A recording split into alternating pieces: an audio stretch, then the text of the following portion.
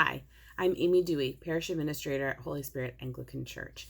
If we haven't met, I will look forward to meeting you soon. Today, I am extending an invitation to those of you who have been thinking about or praying about or wondering how you might be called to live generously and become more involved in the church family life.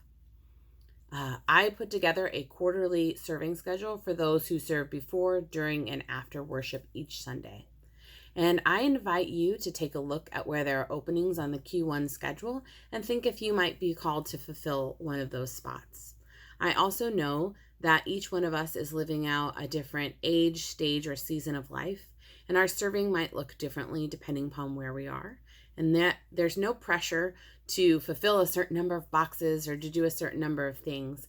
I just feel very strongly that each one of us has a place where we're called to serve the church family.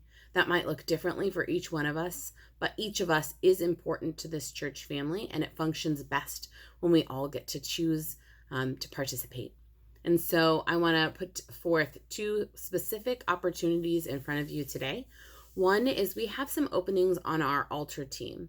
These are the people who come and set up the altar items for our Eucharist part of our service.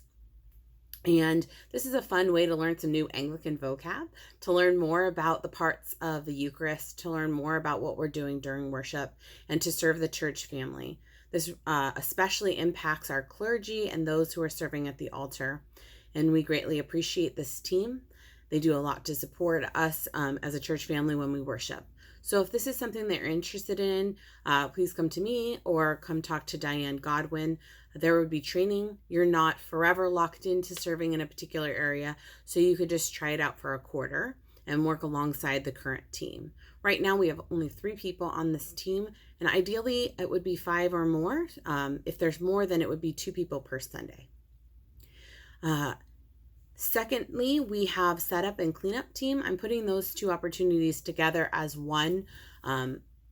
Oftentimes, people will serve on both, and I would love it so that people were only serving 1 time per quarter between both teams. Currently, people are serving 1 time per quarter, 1 time per month.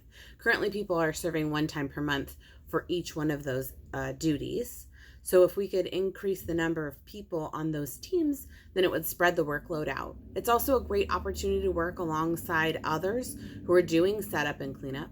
It's a great opportunity to pray over the worship space as you're setting up, that God would come and meet us where we are, where we're worshiping, or pray for visitors who might attend.